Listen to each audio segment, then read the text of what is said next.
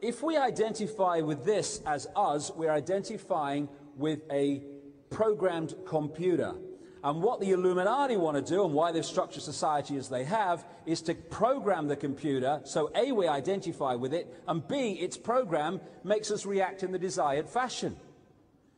This is why the way out of here is going beyond the program. We see things not as they are, but as we are. It becomes more and more obvious. We are oneness, infinite consciousness, infinite awareness, but we are encouraged constantly to see ourselves in terms of division, and our reality is in our head when we think it's out here.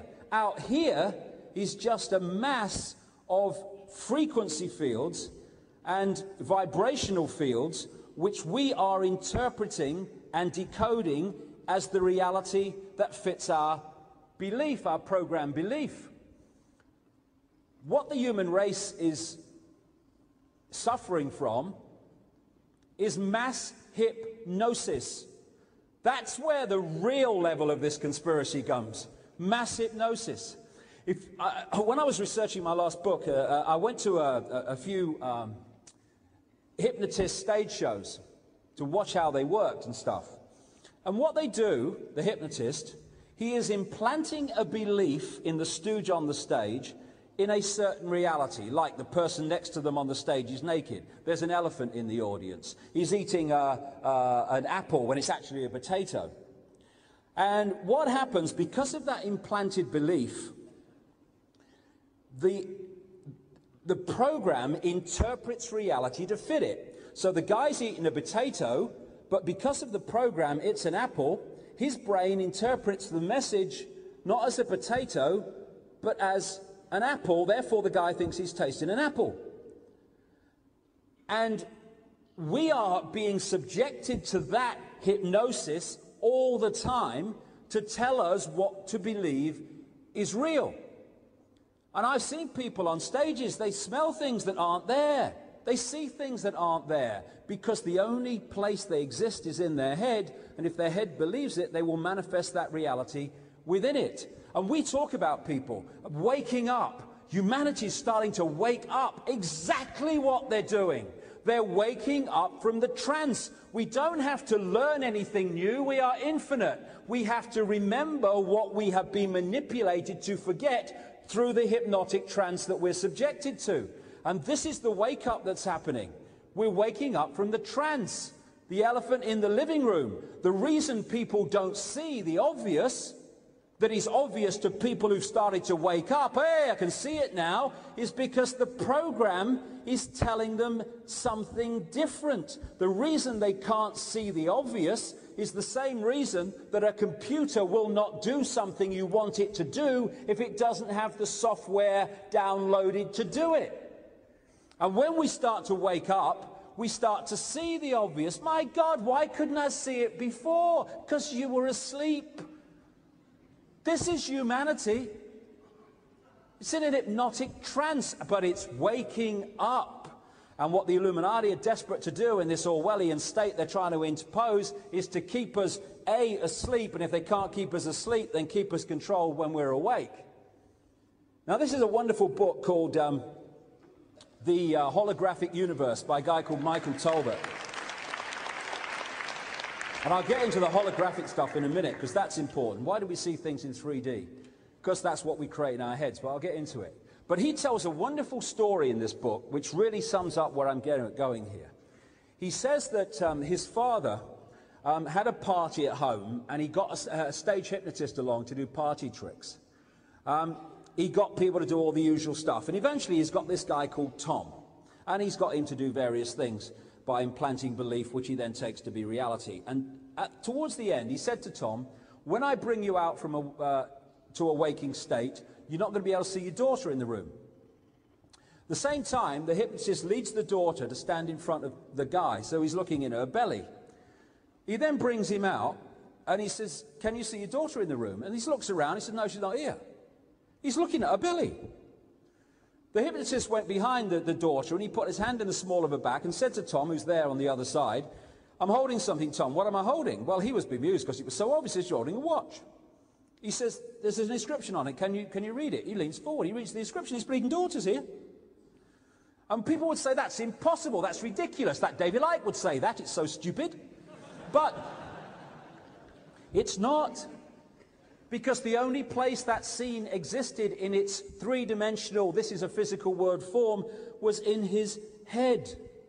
Therefore, implanted belief, no daughter in the room.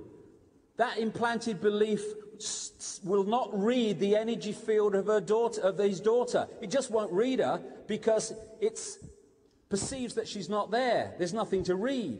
Because in this holographic movie that we create in our heads, the daughter is not there in belief. She's removed from the scene, and you can see what's behind her because it's all an illusory holographic scene in our heads where we interpret reality to suit our belief. It's got so silly that we look around, and I understand it, but because of the way we interpret reality and we take fields of energy and frequency fields and decode them into a apparently physical reality, we look at the world that we live in, and my goodness me, does it look solid? Does it feel solid if you smack it? Yeah, but it can't be, because it's made of atoms. That's what scientists say, it's made of atoms, yeah. Well, an atom is as least solid as you could come across. It's just what, from this reality's perception, although nothing is, it's just empty space. As one scientist said, if you take the atom to be the size of a cathedral, then the nucleus in the center of it is about the size of a 10-cent piece. On all these different electrons going around the nucleus and all that stuff, they're infinitesimally small compared with the space that they're occupying. The atom is empty. It's as least solid as you can get. And if you go deeper and deeper into the nucleus and deeper and deeper into the electron, you find that they're bloody empty as well. They're illusions. So how can empty atoms create a solid world? Only when we decode reality in that way. And in identifying who we are, not experiencing, it's good. You know, Leicester City nearly went down. We've had a good season at the end. It's great. I enjoy the things that go on in this world to an extent. But if we identify with who we are with them and this world, that's when we get caught in the prison and get caught in the web.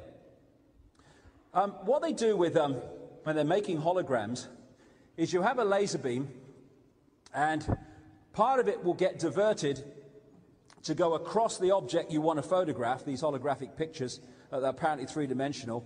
Another part of the laser beam will go pretty much direct onto the film. The other part of the laser beam will come in, having passed across the subject that you're photographing, and then the two parts of the beam will collide on the photographic film. And what they do, it's basically like dropping two pebbles in a pond, and then the waves go out, and as they pass over each other, they create what they call an interference pattern, which is a wave representation of where the two pebbles fell, how far they fell, how fast they hit the water. It's a wave representation of that. And what they have when they're creating holographic pictures, which are apparently 3D but aren't, is they create interference patterns on the photographic film where the two parts of the laser beam come in and collide. One carrying the vibrational image of the subject that's being photographed, the other one coming virtually direct. And so that's what you see on a holographic film. It's apparently a meaningless wave of lines that mean nothing.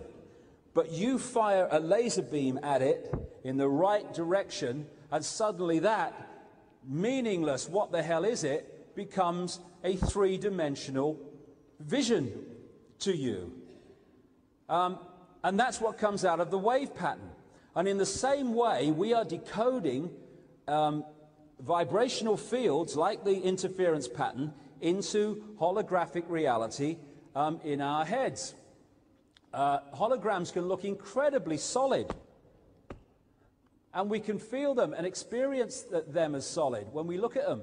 That's a hologram too. These are all holograms. That's the moon. But one of the things that happened when I was lying on this mattress in this darkened room in an